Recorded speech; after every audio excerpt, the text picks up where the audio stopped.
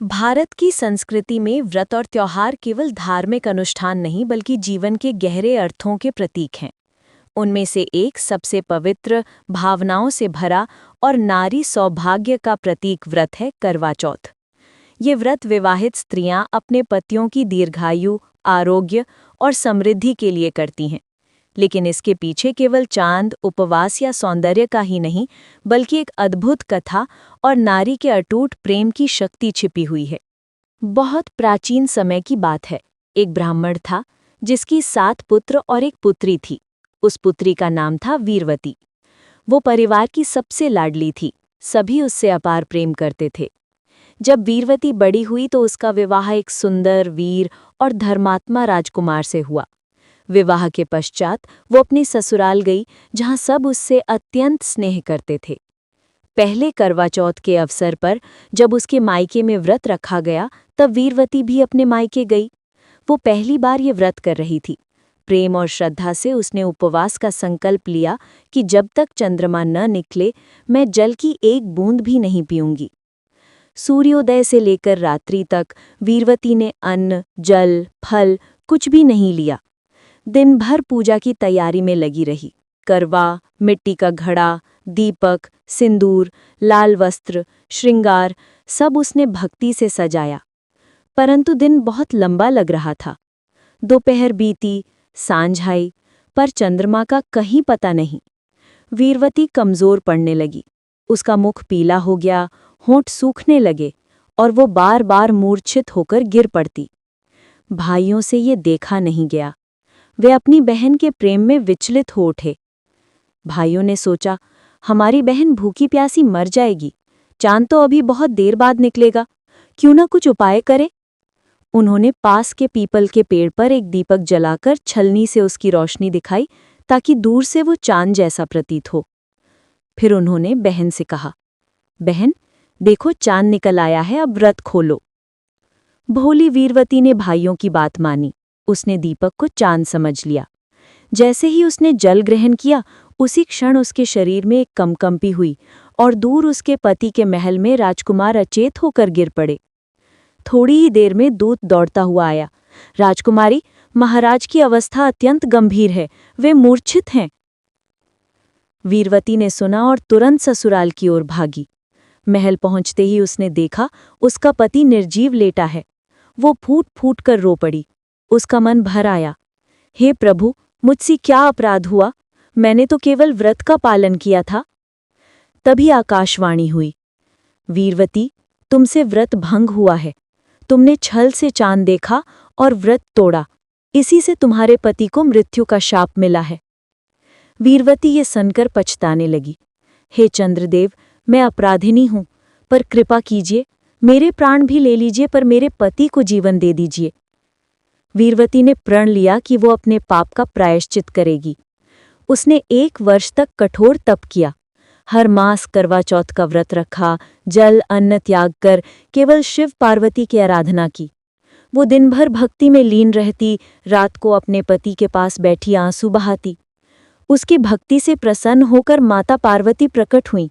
माँ ने कहा, पुत्री, तेरा प्रेम और तप देखकर मैं प्रसन्न हूँ। तेरे पति को जीवन दान मिलेगा, परंतु सावधान, आगे कभी छल से व्रत मत तोड़ना। माता के आशीर्वाद से वीरवती के पति पुनः जीवित हो उठे। राजमहल में उल्लास छा गया। तब से ये व्रत करवा चौथ कहलाया, जहां स्त्रियां पूर्ण निष्ठा और सत्यता से व्रत रखती हैं। करवा चौथ के नाम के पीछे एक और रोचक कथा भी कही जाती है। बहुत समय पहले एक करवा नाम की पतिव्रता स्त्री थी। वो अत्यंत सच्चरित्र, धर्मपरायणा और अपने पति के प्रति समर्पित थी। एक दिन उसका पति नदी में स्नान कर रहा था। तभी एक मगरमच्छ ने उसे पकड़ लिया। करवा ने साहसपूर्वक अपने पति को बचाने का प्रयास किया। उसने कपड़े से मगरमच्छ को बांधकर यमराज के पास पहुंच गई और बोली, हे यमदेव, मेरे पति को तुरंत जीवन दान दो, अन्यथा मैं तुम्हें शाप दूंगी। यमराज बोले, हे सती, ये संभव नहीं। प्रत्येक प्राणी की आयु नियत है।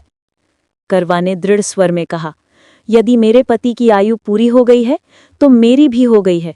यदि मैं सच्ची सती हूं तो मेरा वचन असत्य न जाए। करवा की सत्यनिष्ठा और दृढ़ संकल्प से यमराज विचलित हो उठे। उन्होंने मगरमच्छ को मृत्यु दी और करवा के पति को जीवन दान दे दिया। तब से स्त्रियां करवा चौथ को करवा देवी के रूप में पूजती हैं, जो पति की रक्षा करती हैं और सौभाग्य देती हैं। करवा चौथ में चंद्रमा का विशेष महत्व है, क्योंकि चंद्रमा शीतलता, प्रेम और स्थिरता का प्रतीक है। व्रती स्त्रियां चंद्रमा को अपने पति का प्रतिबिंब मानती हैं। वो उनके जीवन की शीतल छाया है। रात्रि को जब चंद्रमा निकलता है तो स्त्रियां छलनी से उसका दर्शन करती हैं। वो क्षण अत्यंत भावनात्मक होता है। एक ओर व्रत की थकान, दूसरी ओर पति के प्रति प्रेम और श्रद्धा का सागर। स्त्री अपने पति का मुख देखती है, दीपक की लौ झिलमिलाती है और अपने अधरों पर वो प्रार्थना करती है कि जैसे ये चंद्रमा अमर है, वैसे ही मेरे पति का जीवन दीर्घ और मंगलमय हो। करवा चौथ केवल धार्मिक अनुष्ठान नहीं, बल्कि नारी की आत्मशक्ति, प्रेम और त्याग का उत्सव है। ये व्रत सिखाता है संयम की शक्ति, प्रेम में विश्वास, संकल्प की दृढ़ता। स्त्रियां दिन भर भूखी प्यासी रहकर भी प्रसन्न रहती हैं, क्योंकि उन्हें लगता है कि उनके प्रेम की ऊर्जा उनके पति की रक्षा करती है। ये व्रत समाज में वैवाहिक निष्ठा, पारिवारिक एकता और आपसी स्नेह का प्रतीक बन गया। आज भी जब स्त्रियां चंद्रमा को निहारती हैं, तो उसमें केवल एक परंपरा नहीं, बल्कि सदियों का विश्वास झिलमिलाता है। आज के समय में भी करवा चौथ का महत्व कम नहीं हुआ। अब पति भी अपनी पत्नियों के साथ उपवास रखते हैं। ये परस्पर प्रेम और समानता का प्रतीक बन गया। फिल्मों, गीतों और कहानियों ने इस व्रत को और लोकप्रिय बना दिया, परंतु इसके मूल में आज भी वही भावना है, प्रेम, जो जीवन से भी अधिक सत्य है। कई स्थानों पर महिलाएं सामूहिक रूप से सज धज कर सखी सहेलियों के साथ पूजा करती हैं, मंगल गीत गाती हैं और एक दूसरे को आशीर्वाद देती हैं। सदा सुहागन रहो, अखंड सौभाग्यवती भव। करवा चौथ हमें ये सिखाता है कि प्रेम केवल शरीर का नहीं, आत्मा का बंधन है। नारी केवल परिवार की शोभा नहीं, शक्ति और श्रद्धा का स्रोत है। विश्वास में वो बल है जो मृत्यु को भी पलट सकता है। जैसे वीरवती ने अपने प्रेम से मृत्यु को मात दी, वैसे ही हर स्त्री का प्रेम संसार की सबसे महान शक्ति है। प्रातःकाल स्नान करके व्रत का संकल्प लें, माँ गौरी और करवा देवी की पूजा करें। सायंकाल सामूहिक रूप से या घर में करवा चौथ की कथा सुनें। रात्रि को चंद्रमा निकलने पर छलनी से उसका दर्शन करें। पति के मुख का दर्शन कर उनसे आशीर्वाद लें और जल ग्रहण करें। ये क्रम केवल रीति नहीं, बल्कि प्रेम का तप है। प्रेम की अमर कथा, वीरवती और करवा की कथा केवल एक युग की नहीं, बल्कि हर युग की नारी की है, जो प्रेम के लिए तप करती है, जो अपने प्रिय की रक्षा के लिए स्वयं कष्ट सहती है। जब भी करवा चौथ की रात आती है, आसमान में चमकता चांद मानो कहता है कि देखो, ये वो चांद है जिसे वीरवती ने देखा था। ये वो साक्षी है उस प्रेम की जो मृत्यु से भी प्रबल था। करवा चौथ की ये कथा हमें ये सिखाती है कि प्रेम में आस्था हो तो असंभव भी संभव हो जाता है। श्रद्धा से किया गया व्रत केवल कर्म नहीं, बल्कि आत्मा की साधना है। वीरवती की निष्ठा, करवा का सतीत्व शक्ति और हर स्त्री की श्रद्धा मिलकर इस पर्व को स्त्री शक्ति के अमर प्रतीक के रूप में स्थापित करती हैं। और इसीलिए जब करवा चौथ की रात को आकाश में शीतल चांद मुस्कुराता है, तो लगता है वो हर सच्चे प्रेम की आभा में नहाया हुआ है। एक नई सुबह, एक पुराना व्रत। दिल्ली की हलचल में सुबह के 7 बजे थे। सूरज की पहली किरणें जब ऊंची इमारतों के शीशे से टकराकर झिलमिलाई, तो अपूर्वा ने बालकनी में खड़े होकर हाथ जोड़ दिए। देवी माँ, आज मेरा पहला करवा चौथ है, सब कुछ शुभ हो। अभी 6 महीने पहले ही उसकी शादी हुई थी, रोहन से, जो एक सॉफ्टवेयर इंजीनियर था, भोला भाला, हंसमुख और जिम्मेदार।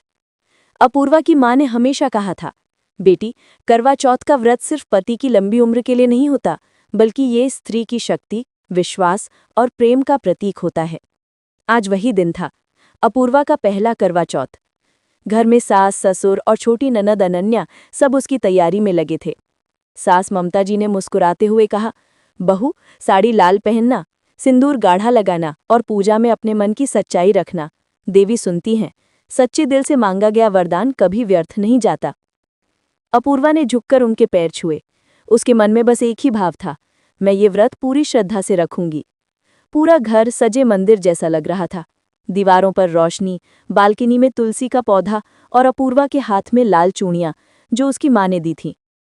रोहन ऑफिस चला गया था। जाते जाते बोला, अरे अपूर्वा, इतना कुछ मत करना, मैं तो शाम को जल्दी आ जाऊंगा, फिर साथ में चांद देखेंगे।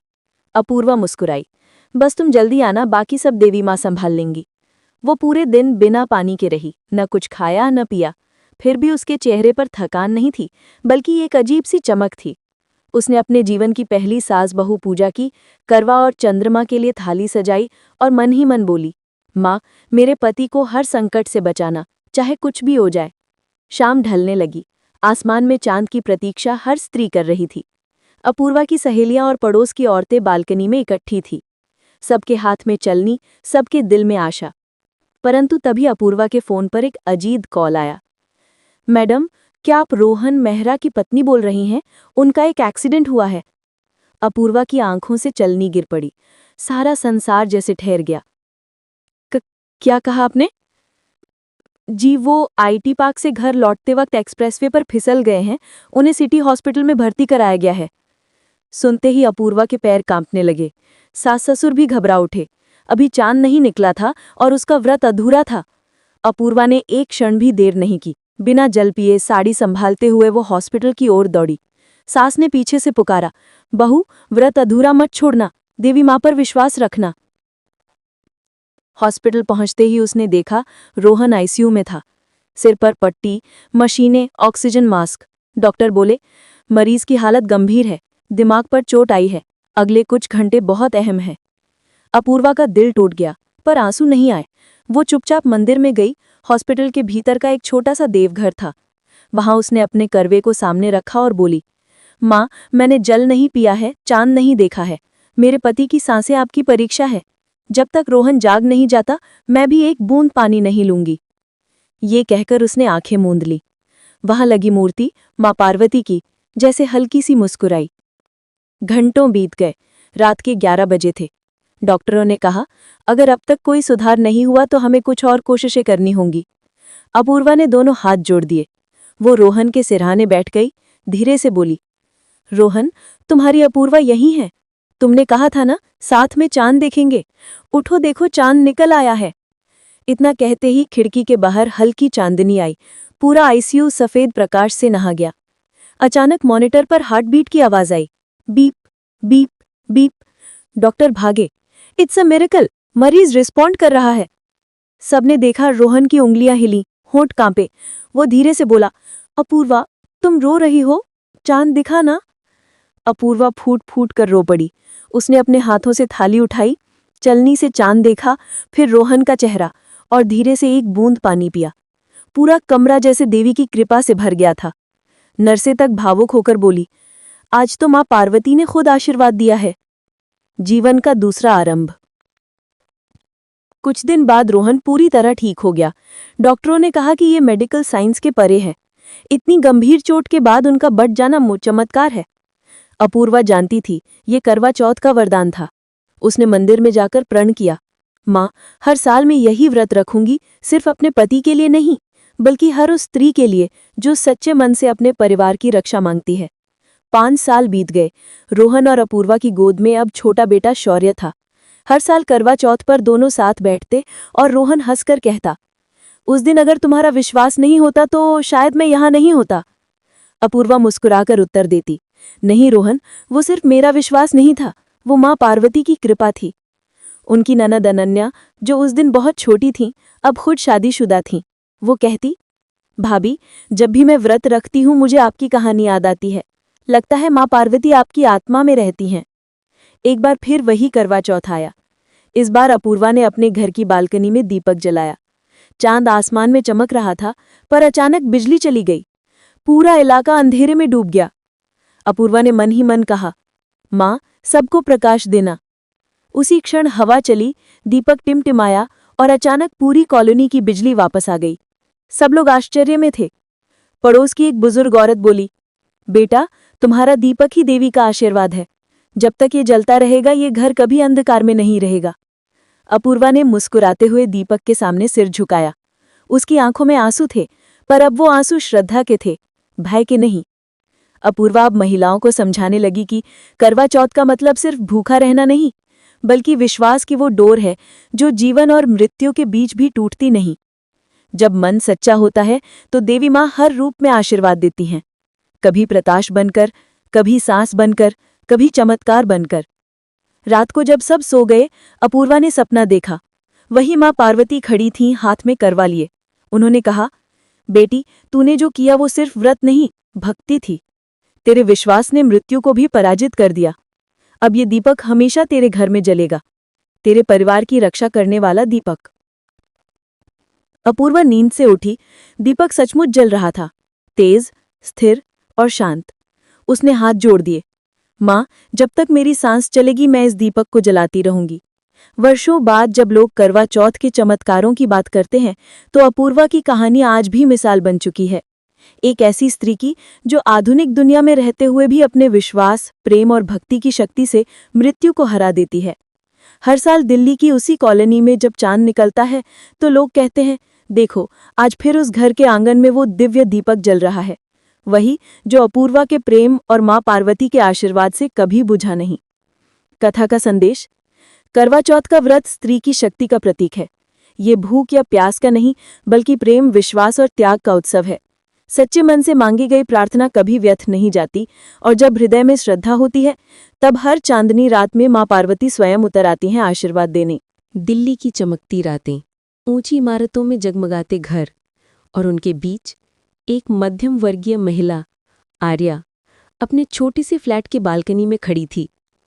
आसमान में चांद अभी बादलों में छिपा था और उसके हाथ में छलनी कांप रही थी। उसकी आंखों में आंसू थे, मगर चेहरे पर मुस्कान भी। आज उसका पहला करवा चौथ था, शादी के बाद का पहला व्रत। लेकिन आज का दिन उसके जीवन में सिर्फ व्रत का नहीं, चमत्कार का दिन बनने वाला था।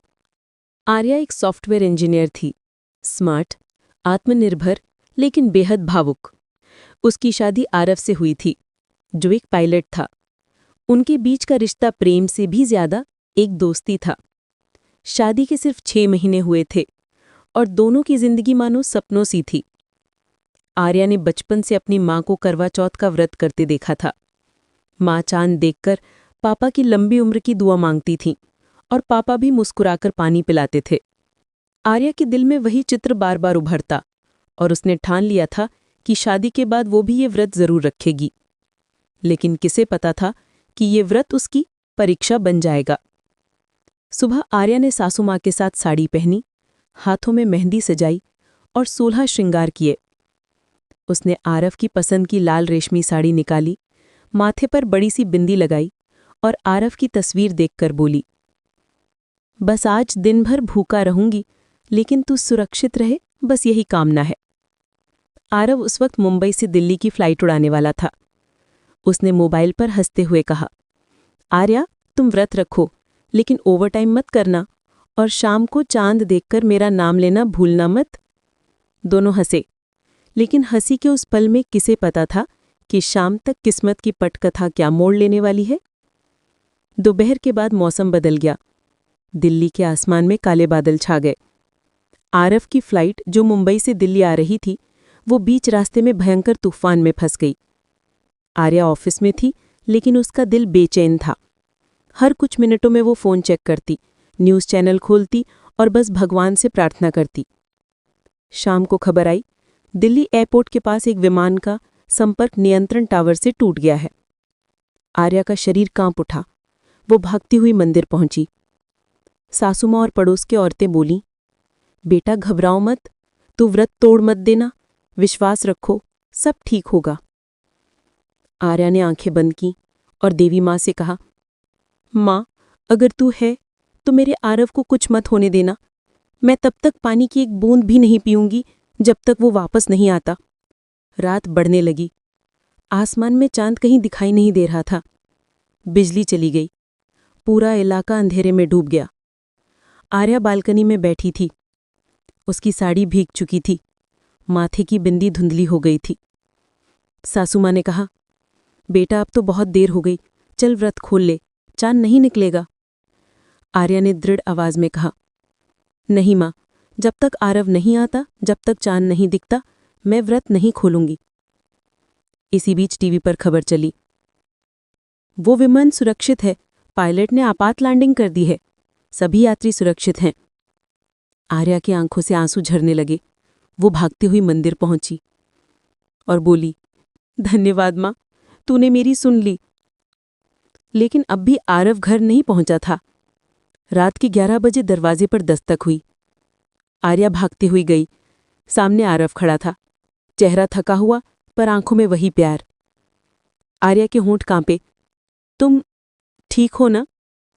आरव ने मुस्कुराते हुए कहा।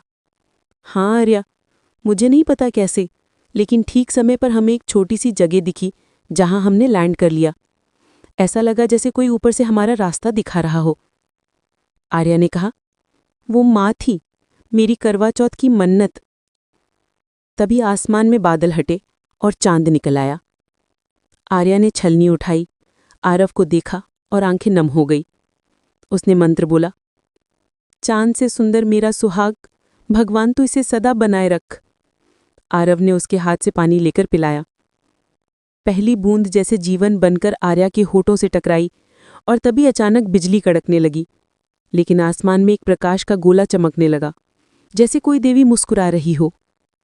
अगले दिन आरव ने कहा, आर्या, तूने मुझे बचाया। मैं जब कॉकपिट में था तभी लगा जैसे किसी ने मेरे सामने दीपक जलाया और उस रोशनी के पीछे मैं उतर गया।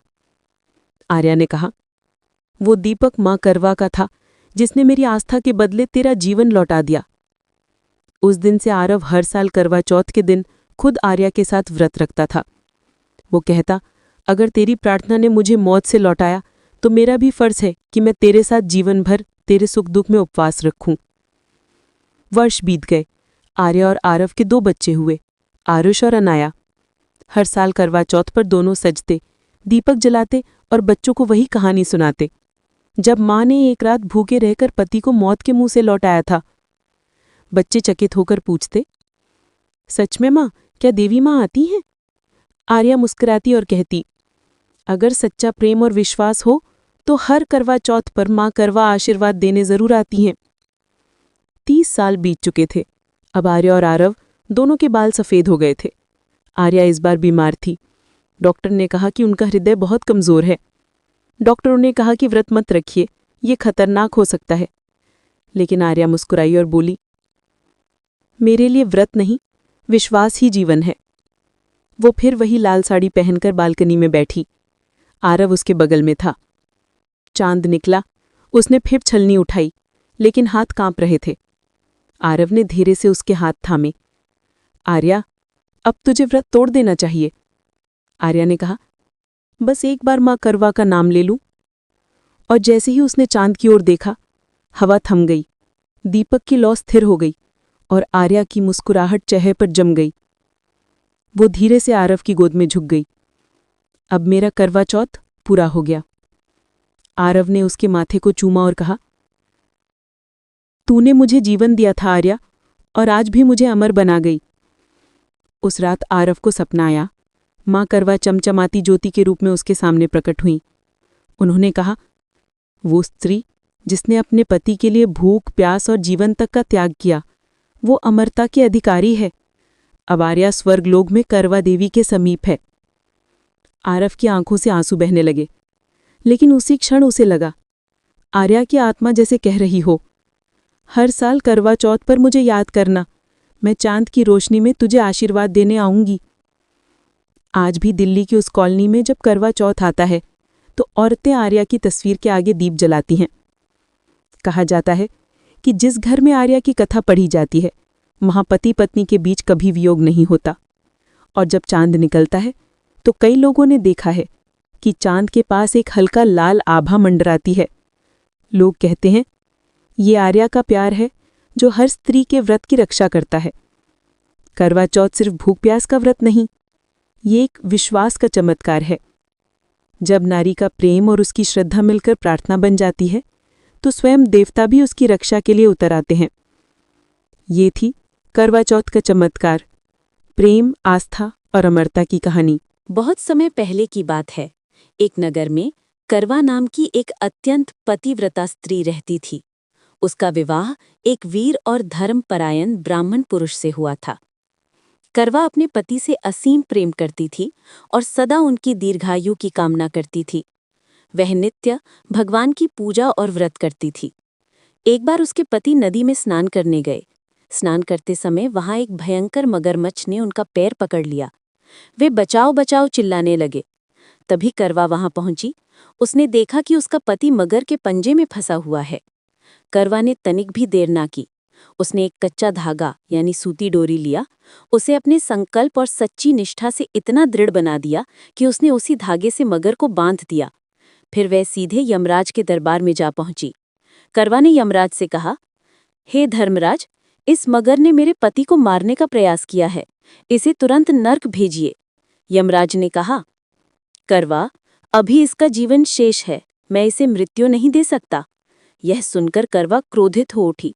उसने कहा, अगर आप मेरे पति को नहीं बचाएंगे तो मैं अपनी तपस्या और पतिव्रत बल से आपको शाप देकर विनाश कर दूंगी। यमराज करवा की सच्ची भक्ति और दृढ़ता से भयभीत हो गए। उन्होंने मगर को यमलोक भेज दिया और करवा के पति को जीवन दान दे दिया। यमराज ने करवा को आशीर्वाद दिया, हे सती, तुम्हारे समान जो स्त्रियां पति की दीर्घायु के लिए श्रद्धा और सच्चे मन से व्रत करेंगी, उन्हें अखंड सौभाग्य का वर मिलेगा। दूसरी कथा, रानी वीरवती की कहानी। एक राजा की 7 पुत्रियां और एक पुत्र था। सबसे छोटी वीरवती अपने भाइयों की लाडली थी। विवाह के बाद जब उसका पहला करवा चौथ आया तो वह मायके में थी। उसने व्रत रखा और सारा दिन बिना खाए पिए अपने पति की लंबी उम्र के लिए प्रार्थना करती रही। रात हुई, चांद निकलने का इंतजार बढ़ने लगा। वीरवती भूख प्यास से बहुत कमजोर हो गई थी। भाइयों को यह देखा नहीं गया। उन्होंने एक पेड़ पर लालटेन लटका दी और छल से कहा, बहन देखो, चांद निकल आया। वीरवती ने उस झूठे चांद को देखकर जल पी लिया और व्रत तोड़ दिया। परंतु जैसे ही उसने जल पिया, उसके पति की मृत्यु का समाचार आ गया। वह रोती बिलखती हुई अपने ससुराल पहुंची। मार्ग में देवी माँ प्रकट हुई और बोली, वीरवती, यह तुम्हारी भूल थी कि तुमने अधूरा व्रत तोड़ा। अब तुम पूरे विधि विधान से करवा चौथ का व्रत रखो, तुम्हारा पति पुनः जीवित होगा। वीरवती ने पूरे श्रद्धा से अगले वर्ष व्रत किया। उसके तप और सच्चे मन से प्रसन्न होकर देवी माँ ने उसका पति जीवित कर दिया। करवा चौथ का महत्व। इस दिन विवाहिता स्त्रियां अपने पति की दीर्घायु, सुख और समृद्धि के लिए निर्जला व्रत रखती हैं। सुबह से लेकर रात तक बिना जल ग्रहण किए वे मां गौरी, पार्वती और शिवजी की पूजा करती हैं। रात में चंद्रमा को अर्घ्य देकर उसका दर्शन करती हैं और फिर अपने पति के हाथों से जल ग्रहण कर व्रत पूरा करती हैं। यह व्रत केवल उपवास नहीं, बल्कि प्यार, विश्वास और समर्पण का प्रतीक है। कहते हैं, जो स्त्री पूरे मन से करवा चौथ का व्रत करती है, उसके पति की आयु बढ़ती है और घर में सुख शांति बनी रहती है। व्रत की महिमा। सृष्टि के प्रारंभिक युग में जब पृथ्वी पर धर्म, सत्य और करुणा के 3 स्तंभों पर जीवन टिका था, तब हर युग में स्त्रियां अपने प्रेम, त्याग और निष्ठा से संसार को संतुलित रखती थीं। देवताओं ने उन्हें अर्धांगिनी कहा, क्योंकि बिना उनके पुरुष अधूरे हैं। इन्हीं युगों में एक कथा जन्मी, करवा चौथ की। ये कथा न केवल एक पत्नी के व्रत की है, बल्कि उस पतिव्रता शक्ति की है जो मृत्यु को भी जीत लेती है और देवता भी जिसके संकल्प के आगे झुक जाते हैं। प्राचीन काल में चंद्रवती वन के मध्य में एक विशाल आश्रम था, जहां महान तपस्वी ऋषि जमदग्नि अपने शिष्यों सहित वेद अध्ययन कराते थे। वहीं उनकी शिष्या और पत्नी थी सती करवी। करवी अद्भुत सौंदर्यवती, पर उससे भी बढ़कर थी उनकी अतुलनीय पतिव्रता, विनम्रता और सेवा भावना। प्रातः से संध्या तक वे ऋषि की सेवा करतीं, शिष्यों को भोजन करातीं, आश्रम की हर व्यवस्था संभालतीं और फिर भी मुख पर अद्भुत तेज बना रहता। वन के पुष्प तक मानो उनके चरणों में झुकते, क्योंकि उनके हृदय में अखंड भक्ति और प्रेम बसता था। एक दिन आश्रम में अतिथि बनकर स्वयं देवर्षि नारद आए। करवी ने बड़े आदर से उनका स्वागत किया, पाद्य, अर्घ्य और मधु पर अर्पण किया। नारद जी प्रसन्न हुए और बोले, देवपुत्री, तेरे सेवा भाव से मैं अति प्रसन्न हूँ, वर मांग। करवी ने विनम्र स्वर में कहा, भगवन, यदि आप प्रसन्न हैं तो मुझे ऐसी शक्ति दें कि मेरे पति सदा दीर्घायु रहें और कोई मृत्यु उन्हें स्पर्श न कर सके। नारद मुस्कुराए, सती, तेरी इच्छा दिव्य है, परंतु ऐसा व्रत केवल तेरा संकल्प ही पूरा कर सकता है। तू जब कार्तिक मास के कृष्ण पक्ष की चतुर्थी को चंद्रोदय तक उपवास रखेगी और पति के मंगल हेतु ध्यान करेगी, तब तेरा ये वर सिद्ध होगा। इस व्रत का नाम होगा करवा चौथ। और तभी से इस व्रत की उत्पत्ति का बीज पड़ा। दिन बीतते गए। करवी हर वर्ष उसी दिन ये व्रत रखती। ऋषि जमदग्नि को गर्व था कि उनकी पत्नी केवल उनके लिए नहीं, बल्कि समस्त पतिव्रताओं के लिए प्रेरणा है। किंतु समय की गति ने एक दिन भयंकर परीक्षा ला खड़ी की। एक वर्ष उसी व्रत के दिन ऋषि वन में कुशा लाने गए थे। सूर्य अस्त हो चुका था और चंद्रमा अब तक नहीं निकला था। करवी उपवास में थी। उन्होंने जल तक ग्रहण नहीं किया था। उसी समय आश्रम में घबराए हुए शिष्यों ने आकर बताया, माता, गुरुजी पर वन में किसी दैत्य ने आक्रमण किया है। करवी का हृदय कांप उठा। उन्होंने आंचल संभाला, दीपक उठाया और नंगे पांव वन की ओर दौड़ी। संध्या के अंधकार में वो दीपक की लौ जैसे किसी ज्योति का व्रत लिए बढ़ती जा रही थी। वन के गहन भाग में उन्होंने देखा एक भयंकर दैत्य छाया, जो नरक लोक का सेवक था। जमदग्नि ऋषि का प्राण हरने को आया था। वो बोला, हे सती, तेरा पति अब मृत्यु के अधीन है। यम ने उसका जीवन लेने का आदेश दिया है। करवी दृढ़ स्वर में बोली, जब तक मैं जीवित हूं, मृत्यु उसके समीप नहीं आएगी। दैत्य हंसा, स्त्री, तू क्या मृत्यु को रोक सकेगी? करवी ने अपनी साड़ी का पल्लू फाड़कर पृथ्वी पर रक्षा मंडल बनाया, हाथ जोड़कर बोली, हे परमेश्वर, यदि मेरे जीवन में एक भी क्षण पति के प्रति छल न हुआ हो, तो ये रक्षा मंडल स्वयं यमराज को भी रोक दे। और चमत्कार हुआ। दैत्य जैसे अदृश्य दीवार से टकरा गया। वो चिल्लाया, ये कैसा जाल है? तभी आकाश से दिव्य ध्वनि हुई, ये करवा का व्रत है, ये पतिव्रता शक्ति है। दैत्य भाग गया, पर यमराज स्वयं अपने भैंसे पर प्रकट हुए। यमराज ने गंभीर स्वर में कहा, सती करवी, तेरे पति का काल पूरा हो चुका है, मुझे उनका प्राण लेना होगा। करवी हाथ जोड़कर बोली, हे धर्मराज, मृत्यु सत्य है, पर प्रेम और भक्ति उससे भी गहन सत्य है। जब तक मैं उपवास में हूं और चंद्र दर्शन नहीं कर लेती, तब तक आप मेरे पति को स्पर्श नहीं कर सकते। यम बोले, धर्म का नियम अटल है। करवी ने उत्तर दिया, तो भक्ति का नियम भी अटल है। जब पत्नी का संकल्प अटूट हो, तब स्वयं मृत्यु भी विलंब करती है। यमराज मौन हो गए। उन्होंने सोचा, ये स्त्री साधारण नहीं। उनकी आंखों से करुणा झलकने लगी। तभी आकाश में नक्षत्र चमके और करवी ने देखा चंद्रमा की किरणें पृथ्वी को छूने लगी। उन्होंने मिट्टी का दिया उठाया, चांद की ओर देखा और अपने पति के लिए प्रार्थना की, हे सोमदेव, जैसे तुम अमर हो, वैसे ही मेरे पति का जीवन दीर्घ हो। ज्यों ही उन्होंने जल अर्घ्य दिया, दिव्य प्रकाश छाया। ऋषि जमदग्नि की चेतना लौट आई। यमराज ने हाथ जोड़कर कहा, सती करवी, आज से ये व्रत संपूर्ण स्त्रियों के लिए मंगलकारी होगा। तुम्हारे नाम से ही इसे करवा चौथ कहा जाएगा। जो नारी इस दिन उपवास रखेगी, उसका पति दीर्घायु होगा और उसके परिवार पर कभी अकाल मृत्यु का साया नहीं पड़ेगा। अगले दिन देवता स्वयं करवी के आश्रम में उतरे। इंद्रदेव बोले, हे सती, तेरी भक्ति ने मृत्यु के नियम को स्थगित कर दिया। ये वो शक्ति है जो केवल स्त्री के हृदय में होती है। लक्ष्मी माता ने कहा, तेरे व्रत से समस्त पतिव्रताओं को ये वरदान मिलेगा कि वे अपने पति की रक्षा कर सके। पार्वती माता स्वयं प्रकट हुई। सती करवी, तूने आज स्त्री की मर्यादा को नई ऊंचाई दी। मैं तुझे ये वर देती हूं कि जो भी नारी करवा चौथ के दिन तेरी कथा सुनेगी, उसका सुहाग अखंड रहेगा। देवगणों ने आकाश से पुष्प वृष्टि की। ऋषि जमदग्नि ने अपनी पत्नी को प्रणाम किया। हे प्राणेश्वरी, आज मैं जान गया कि पतिव्रता का प्रेम किसी मंत्र या तप से भी अधिक शक्तिशाली है। उस दिन से करवी ने ये व्रत नियमपूर्वक स्थापित किया।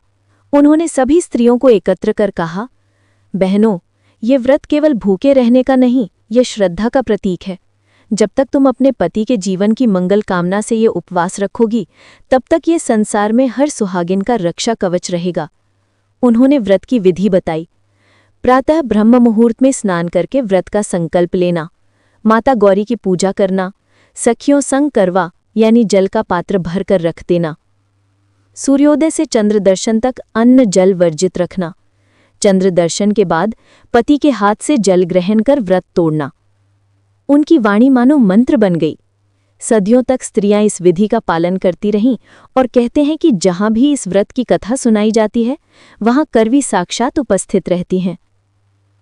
समय बीता। एक बार फिर पृथ्वी पर अधर्म बढ़ा। दैत्यराज सूर्याक्ष ने तप कर यमलोक पर अधिकार करने की योजना बनाई।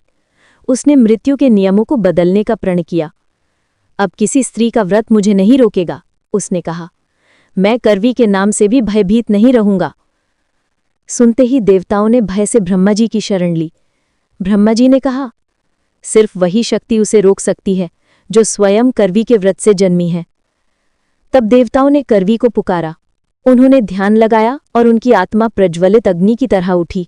उन्होंने अपनी प्रार्थना से एक दिव्य चक्र उत्पन्न किया, सौभाग्य चक्र। वो चक्र सूर्याक्ष के ऊपर गया और उसके सारे मायाजाल को काट दिया। यमराज ने प्रकट होकर कहा, सती करवी, तेरी शक्ति से अधर्म नष्ट हुआ।